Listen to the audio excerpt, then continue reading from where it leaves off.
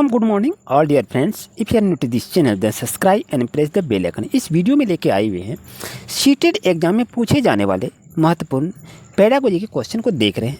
ये क्या है कि किन दो संख्याओं का गुणा करने पर गुणनफल 24 प्राप्त होगा। यह प्रश्न किस प्रकार का होगा? बहुविषयी प्रश्न होगा, चिंतनपूर्ण विषय होगा, या बंद अंत वाला प्रश्न होगा, या खुला अंत वाला प्रश्न होगा। तो इसमें आपको चुनना है। तो क्वेश्चन को समझने की बात है कि किन दो संख्याओं का गुना करने पर यानी 24 प्राप्त होता है। देखिए 24 जैसे प्राप्त आपका यहाँ पर है तो 24 किसको प्राप्त करते हैं? तो 12 गुना 2 करते हैं तो 24 होता है, 8 गुना 3 करते हैं तो 24 होता है, 6 गुना 4 करते हैं तो 24 होता है। ये देखिए 24 जब मेरे पास प्राप्त हुआ, देखिए 1 2 3 तीन तरह से हम 24 प्राप्त किए। तो ये प्रश्न किस प्रकार का है? ये बहुविषयी प्रश्न नहीं होगा, ये चिंतनपूर्ण विषय नहीं होगा। अब इसमें से देखना है ओपन एंडेड क्वेश्चन है कि bond ended question, close ended question है।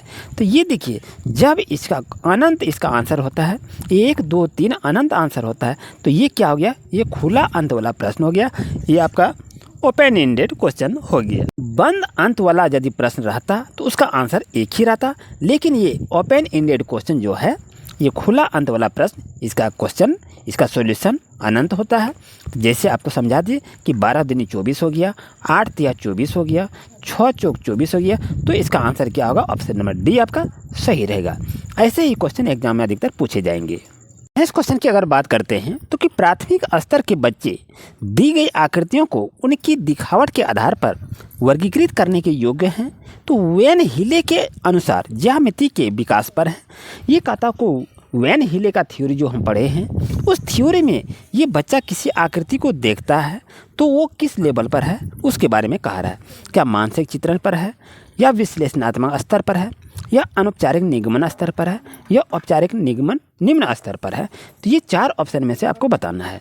तो देखिए वेन हिले क्या कहता है कि जब कोई भी बच्चा अपनी आकृति को अपनी आँख से दिखता है तो वो अपने मन में सोचता है कि उसकी आकृति कैसी है। तो ऑप्शन नंबर ए आपका सही होगा। तो वेन हिले के इस लेवल पर, मानसिक चित्रण के लेवल पर, ये बच्चे कहते हैं कि आकृति कैसा है, कि समोसे की आकृति कैसा है, त्रिभुज के आकार का होता है। तो वो त्रिभुज कहता है किसको? समोसे को कहता है। तो आंसर क्या होगा इसका? मानसिक चित्रण स्तर पर होता है। नेक्स्ट क्वेश्चन की अगर बात करें तो एक अध्यापक कक्षा 2 में जाते हैं और विद्यार्थियों के योग से शाब्दिक हल करने के लिए देता है। क्या क्वेश्चन है? एक टोकरी में 5 सेब हैं और 7 सेब और मिला दिया जाता है, तो टोकरी में अब कितने सेब हैं? तो इस प्रकार की शाब्दिक समस्या संबंधित है, किससे संबंधित? संवर्धन से है, योग की पुनरावृत्ति से है, या पृथक्करण से है, या समुच्चयन से है। तो ये कह रहा है क्वेश्चन में आप बताइए, ये जो कह रहा है एक टोकरी में 5 सेब हैं और एक टोकरी में 7 सेब हैं, अब दोनों में यदि दोनों को मिला दिया एक ही टोकरी में, तो वो क्या कहता है? संवर्धन कहता है, योग पुनरावृत्ति करता है, या पृथक्करण या समुच्चयन कहता है। तो आप आंसर को समझ गए होंगे, क्वेश्चन भी समझ गए हैं कि आखिर ये क्या करता है। पृथक्करण का मतलब होता है अलग, योग पुनरावृत्ति का मतलब होता है अलग अलग करके जोड़ना, संवर्धन का मतलब अलग होता है, और समुच्चयन का मतलब होता है उसको मिला दिया। तो सही आंसर क्या होगा?